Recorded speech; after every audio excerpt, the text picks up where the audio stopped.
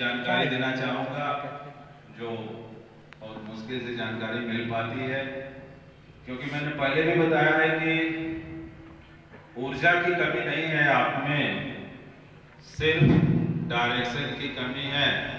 और इस चीज़ को मैं शुरू से अब तक अनुभव करता आ रहा हूँ। जो शुरू में भी मैंने बताया कि 28 वर्षों की टीचिंग में मैंने देखा कि ओबरा के बच्चे सबसे अच्छे एजुकेशन, ताली बजाओ यार, और पकड़ो, अनुशासन में भी अच्छे हैं। अरे सीधा हाथ तो पकड़। अब ये है कि बोलना मत इसको। कुछ ऐसे बच्चे हैं जो थोड़ा सा गरिमा को ठेस पहुंचाते हैं, यहाँ की परंपरा को ठेस पहुंचाते हैं। लो चंदन, तो तुम्हारी बात। उनका जो है क्या केयर करना है। आप अपना जब रास्ते पर हैं तो औरों की चिंता क्या करना है।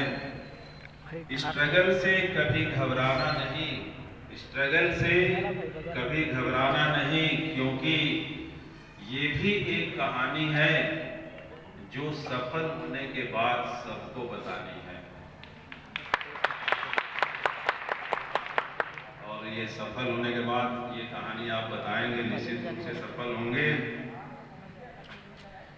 तेरे गिरने में तेरी हार नहीं है, तेरे गिरने में तेरी हार नहीं है, तू आदमी है अवतार नहीं है। गिर, उठ, चल, दौड़, फिर भाग, क्योंकि जीत संक्षिप्त है, इसका कोई सार नहीं है। जीत संक्षिप्त है और इसका कोई सार नहीं है। ये ऊर्जा तालियां आपकी बताती है कि मेरी बात आप तक पहुंच रही है। खुश हो जा रहा है वहाँ तो खुश हो जा रहा है। इस क्रम में मैं बताना चाहूंगा कि देखिए, आप ऊर्जावान तो हैं, इसमें कोई शक नहीं है, और आप में पोटेंशियल है, क्षमता है, इच्छा है, विजन चाहिए, विजन चाहिए, टारगेट चाहिए, लक्ष्य चाहिए, और लक्ष्य के प्रति समर्पण चाहिए। अगर आपके अंदर ये 2-3 गुण, जैसे हम बोलने जा रहे हैं कि पहला विजन होना चाहिए, जितना बड़ा सोचेंगे उस हिसाब से अपने आप को मेंटली तैयार करेंगे, मेंटली तैयार करेंगे। जितना बड़ा सोचेंगे, लक्ष्य आपका ऊंचा होना चाहिए। लक्ष्य जितना ऊंचा होगा उतना ही दूर तक सोचेंगे, और आपके अंदर स्वतः प्रेरणा जागेगी कि उस लक्ष्य को पाना है तो हमें कितना मेहनत करना होगा। ये स्वयं में आपको बार बार आपके अंदर ये भाव आता रहेगा, आपको जगाता रहेगा और उसके प्रति प्रेरित करता रहेगा। तो लक्ष्य को मत भूलिए, और आपके अंदर 2-3 चीजें जो मुख्य रूप से होना चाहिए। फिर सिलेक्शन की बात आती है, जिसमें मुख्य रूप से विजन होना चाहिए, उसके अनुरूप एजुकेशन होना चाहिए, इंस्पिरेशन होना चाहिए, डिवोशन होना चाहिए, मोटिवेशन होना चाहिए, कंसंट्रेशन होना चाहिए, तब सिलेक्शन होना चाहिए। तो सिलेक्शन के लिए इन सीढ़ियों पर आपको चढ़ना पड़ेगा। सोचेंगे कि फ्लाइंग किक से चढ़ जाएंगे, तो ये फ्लाइंग किक जादू नहीं है, ये आपको सीढ़ियों से ही जाना पड़ेगा। लक्ष्य कितना भी ऊंचा क्यों न हो, जब आप उसको स्टेप वाइज तैयारी करते जाते हैं, उसमें आगे बढ़ते जाते हैं, तो निश्चित रूप से धीरे धीरे धीरे धीरे आप उस लक्ष्य की तरफ पहुंच जाते हैं और अंत में आपकी जीत हो जाती है। और हमेशा अपने हौसलों को कभी भी ऐसा नहीं डिमोरलाइज नहीं करना चाहिए, हौसलों को बुलंद रखना चाहिए। और कहते हैं कि हौसलों के तरकस में कोशिशों की तीर जिंदा रखो। हौसले के तरकसों में कोशिशों का तीर जिंदा रखो, जिंदगी में सब कुछ हार जाने के बाद भी जीतने की उम्मीद जिंदा रखो। तो ये ऐसा नहीं सोचना चाहिए कि it is the first chance and last chance, ऐसा नहीं सोचना चाहिए, क्योंकि कौन कहता है कि कामयाबी किस्मत तय करती है? कौन कहता है कि कामयाबी किस्मत तय करती है? इरादों में दम हो तो मंजिल भी झुका करती है, इरादों में दम हो तो मंजिल भी झुका करती है। तो ये जो डिटर्मिनेशन है, दृढ़ता है, अगर विचारों में रखे हैं तो आप उस नाविक को, आप उसके हौसलों को देख सकते हैं। जब मझधार में फंस जाता है, नाव उसके कंट्रोल में नहीं रहती है और सारे पैसेंजर बैठे रहते हैं, उसके बाद भी उसका प्रयत्न जारी रहता है और सबको बचाने के लिए अपना सब कुछ दांव पर लगा देता है। और इस क्रम में कहना चाहेंगे कि तूफानों से आंख मिलाओ, सैलाबों पर वार करो, मल्लाहों का चक्कर छोड़ो, तैर कर दरिया पार करो। तो ये जो स्टेटमेंट्स हैं, ये काफी दार्शनिक लोगों के द्वारा दिया गया है, जिसमें कई जो दार्शनिक हैं उनकी बातें हमको कहीं ना कहीं मोटिवेट करती है। और जब हम अपने जीवन से निराश होते हैं तो उन स्टेटमेंट्स को याद करते हैं, और एक भी स्टेटमेंट याद आता है तो समझ लीजिए कि हफ्तों मोटिवेशन, सेल्फ मोटिवेशन हुआ करता है।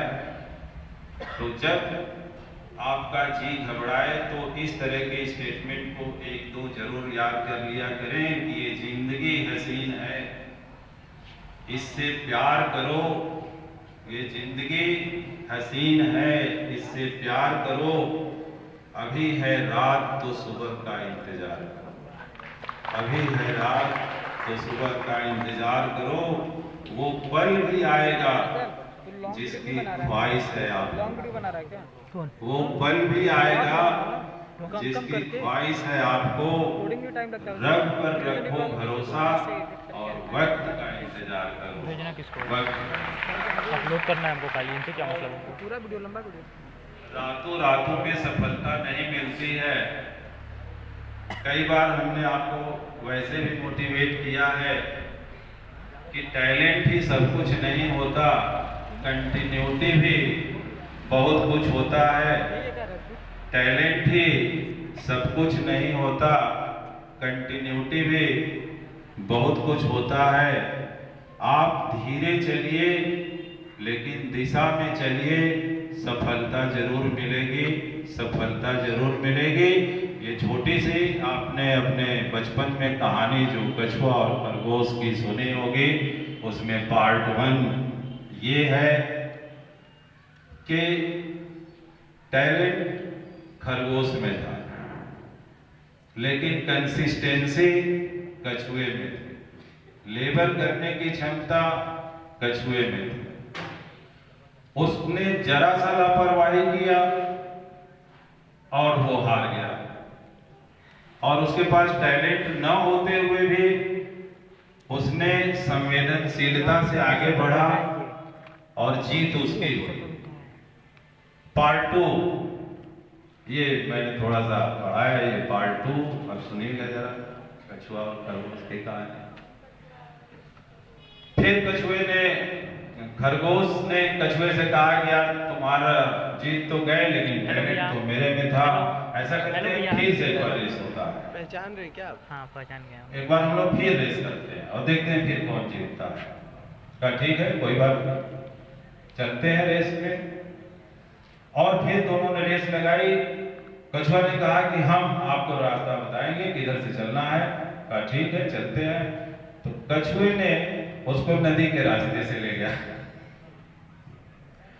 नदी के रास्ते की तरफ ले गया और खरगोश जब देखा नदी को तो डर गया। अब फिर जो है उसने नदी तैर कर अपने लक्ष्य को प्राप्त कर लिया और ये अपने यहाँ ही इस पार बैठे देखते रहे। सफलता फिर उसको मिल गई। फिर मुलाकात हुई कि नहीं नहीं, अभी जो है बाकी पार्ट 3 बाकी, इस कहानी का भी पार्ट 3 बाकी है। ठीक है, फिर एक बार रेस होगा। फिर कछुए ने और खरगोश ने दोनों ही अपना डेस्टिनेशन की तरफ जाना शुरू किया और चलते गए। फिर रास्ते में वो नदी आ गई तो कछुआ ने फिर वो जाना चाहा तो कहा कि नहीं मित्र, तुमको मैं छोड़ूंगा नहीं, तुम मेरे पीठ पर आ जाओ। और अपनी कमजोरी जो खरगोश की कमजोरी थी कि तैर नहीं सकता है और ये टैलेंट नहीं था, लेकिन एक टैलेंट एक्स्ट्रा था, ये तैर सकता था, वो तैर नहीं सकता था। तो इसने अपने पीठ पर बैठाया और नदी को पार करा दिया। तो इसमें ये मैसेज है कि अगर आपका कोई दोस्त पढ़ने में कमजोर है तो आपका फर्ज बनता है कि आप उसकी सहायता करें, भरपूर सहायता करें। और उसके अंदर टैलेंट है, आपके अंदर कंसिस्टेंसी है, जब दोनों मिल के चलेंगे तो निश्चित रूप से दोनों को सफलता मिलेगी। ये मैसेज इस पार्ट 3 के अंतर्गत है और हम चाहते हैं कि मिल के काम करें। और थोड़ा जो हमने कहा कि ये सिविल सर्विसेज के बारे में हम बता दें। देखिए, आज के युग में गवर्नमेंट सर्विस पाना मुश्किल तो है, लेकिन एक स्ट्रेटजी के थ्रू चलेंगे तो उतना मुश्किल नहीं है। इसमें क्या है कि अगर आप बहुत सारे अलग अलग तैयारी करते हैं तो आपको अलग अलग ऊर्जा व्यय करनी पड़ती है अलग अलग जगहों पर। मान लीजिए आपने लेखपाल की तैयारी करना है, उसका एक सिलेबस अलग है।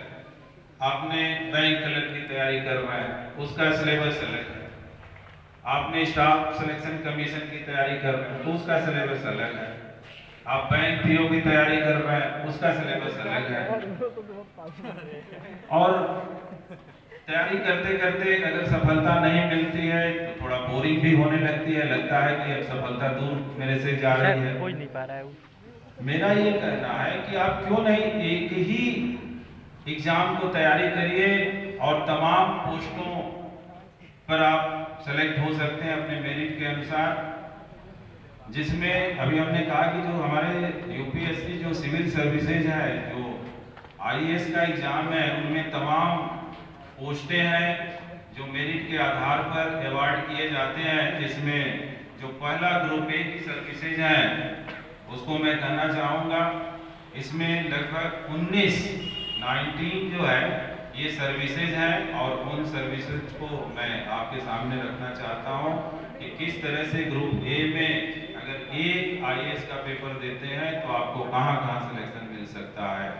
जिसमें जो पहला फर्स्ट रैंक का है, जो फर्स्ट टॉप 100 में आते हैं, उनको इंडियन एडमिनिस्ट्रेटिव सर्विसेज में जिलाधिकारी या डीएम के पोस्ट को दिया जाता है। उसके नीचे इंडियन फॉरेन सर्विसेज जो आईएफएस भी बोलते हैं, और तीसरा जो इंडियन पुलिस सर्विसेज जो आईपीएस होते हैं, जो हमारे डिस्ट्रिक्ट के एसपी वगैरह होते हैं, और उसके बाद उनके कई प्रमोशन होते हैं, डीआईजी, आईजी, पुलिस महानिदेशक, ये तमाम पोस्टों पर जाते हैं।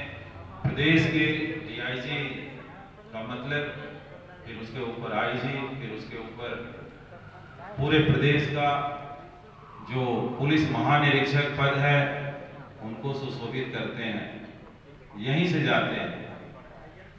इसके अलावा Indian finance services, Indian audit and account services, Indian revenue services जिसको IRS बोलते हैं, इंडियन डिफेंस अकाउंट सर्विसेज, जैसे बहुत लोग को डिफेंस पसंद है, डिफेंस में जाना चाहते हैं लेकिन NDA में नहीं हुआ, कोई बात नहीं, और भी रास्ते हैं। आप IAS के थ्रू जाइए और NDA जो पोस्ट अवार्ड करती है उससे आप ऊपर पोस्ट पर जाएंगे, और इंडियन डिफेंस अकाउंट सर्विसेज जो उनके अकाउंट सेक्शन होते हैं, अकाउंट मैनेजर होते हैं, आप वहां सेलेक्ट होते हैं और डिफेंस पर्सनल में जाते हैं, आप भी डिफेंस कहलाएंगे। इसी तरह से इंडियन ऑर्डिनेंस फैक्ट्री जिसमें असिस्टेंट मैनेजर के पोस्ट, जैसे कानपुर ऑर्डिनेंस फैक्ट्री है जो भारत सरकार की, जिसमें आयुध कारखाने हैं, जिसमें भारत के तमाम जो युद्ध संबंधी सामग्री तैयार किए जाते हैं, उसमें आपको as a assistant administrative manager के रूप में पोस्ट दिया जाता है, और ये IAS के थ्रू ही, उसी एग्जाम के थ्रू होता है। इसके अतिरिक्त इंडियन पोस्टल सर्विसेज जो पोस्ट ऑफिस के हेड होते हैं अलग अलग रीजन्स के, उस पोस्ट को भी दिया जाता है। इसके अतिरिक्त इंडियन सिविल अकाउंट सर्विसेज जो ऑडिट करते हैं तमाम गवर्नमेंट ऑर्गेनाइजेशंस के, उसमें भी पोस्टिंग दिया जाता है। इंडियन रेलवे ट्रैफिक सर्विसेज जिसमें DRM पोस्ट तक जाते हैं, डिविजनल रेलवे मैनेजर, जिसके अंदर बहुत सारे स्टेशंस होते हैं।